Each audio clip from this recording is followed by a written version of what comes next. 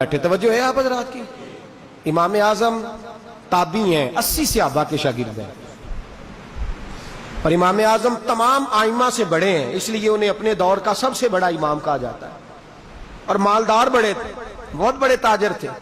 امام اعظم ابو حنیفہ رحمت اللہ علیہ باغ میں بیٹھے تھے, امام ابو یوسف اور آپ کے درجنوں شاگرد بیٹھے تھے. توجہ ہے نا آپ حضرات کی, درجنوں شاگرد بیٹھے. تو امام صاحب کچھ لکھ رہے تھے. مسند امام اعظم بہت بڑی کتاب ہے حدیث کی, وہ آپ اس وقت رقم کر رہے تھے, لکھ رہے تھے. تو امام صاحب بیٹھے باغ کے اندر, ایک بچہ گیند لینے آ گیا. اس کی ڈیوٹی ہوگی, بچے ہمارے جب کھیلتے ہیں کرکٹ وغیرہ تو ڈیوٹیاں بانٹ لیتے ہیں, اس کی ڈیوٹی تھی گیند پکڑنے کی. تو بچہ آیا باغ کے اندر, جا امام صاحب بیٹھے تھے, آیا نا, چھوٹا تھا بچہ ہے, 10-12 سال کا. امام صاحب اٹھ کے کھڑے ہو گئے,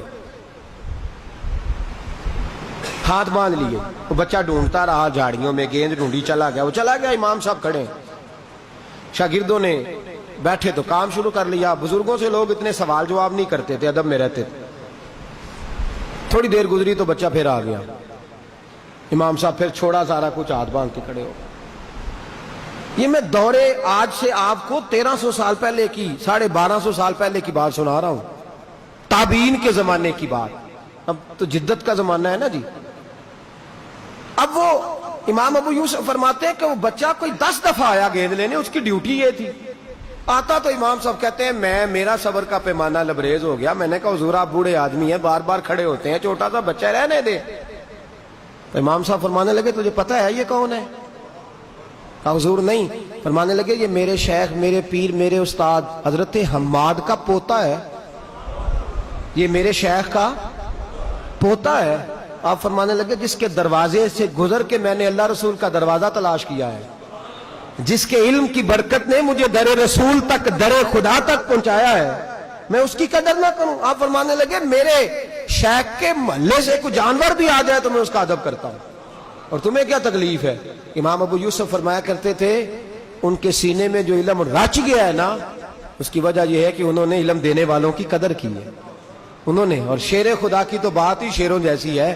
مولا علی فرماتے ہیں جس نے مجھے ایک حرف پڑھایا میرا شیخ ہو گیا, استاد ہو گیا, وہ چاہے تو مجھے مدینے کے چوک میں کھڑا کر کے بیچ دے.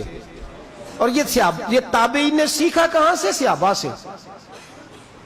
80 سال کے قریب عمر ہے جناب ابو ہریرہ کی, داڑھی سفید ہے, اور محدث امت ہے, امیر المومنین فی الحدیث ہیں, اور لوگ آپ کے گرد ہر وقت کٹھے رہتے ہیں اس لیے کہ سرکار کی حدیثیں سناتے ہیں. حضرت امام حسین کی عمر 40 سال کے قریب ہے, 40-50 کے بیچ ہے, کالی داڑھی ہے, گھوڑے پہ بیٹھے ہیں امام حسین. مدینے میں بارشیں مدینہ چوم کے گزری ہیں, چھوٹے چھوٹے جوہڑ ہیں, چھوٹے چھوٹے گڑوں میں پانی کھڑا ہے. امام حسین اترے نیچے گھوڑے سے, پیر مبارک آ گیا گڑھے کے اندر, چھوٹے سے جو تھا وہ جوہر بنا ہوا, اس کے اندر پیر آیا تو کیچڑ لگ گیا. ابو ہریرہ 80 سال کے بزرگ, امت کے محدث, دور بیٹھے ہیں. اصلاں نال جے نیکی کریے, او بھائی نسلاں تاک نہیں بھول دے. دوڑے آئے, پگڑی عزت کی علامت ہوتی ہے. حضرت ابو ہریرہ نے اپنی پگڑی کو اتارا, اسے پھاڑا, جھٹ سے جھکے, امام حسین کا پیر صاف کرنے لگے. حضرت امام صاحب نے جلدی سے پیر پیچھے کی. حضور آپ بزرگ ہیں, میں جوان ہوں, آپ اتنے بڑے محدث ہیں, میرے نانا جی کے امتی ہیں, نہ ایسا نہ کریں, آپ یہ کیا کر رہے ہیں؟ تو حضرت ابو ہریرہ رو پڑے, کہنے لگے بیٹے میں تیرا پیر صاف نہیں کر رہا, میں تو نسبت مصطفیٰ کو دیکھ رہا ہوں.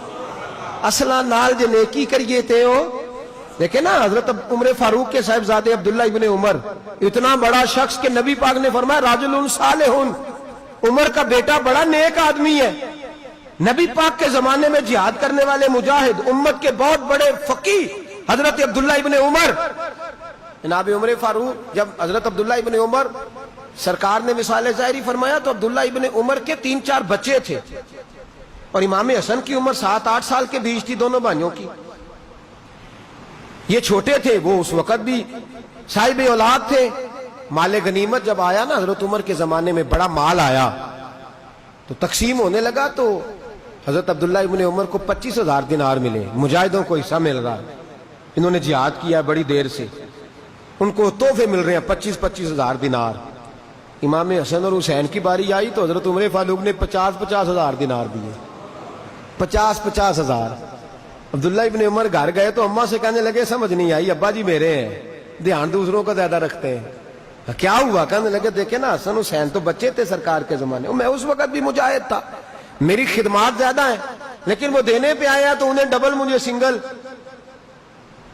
زوجہ کہتی ہے موڈ ٹھیک ہوا تیرے باپ کی تو بات کروں گی, ویسے جلالی بڑا ہے.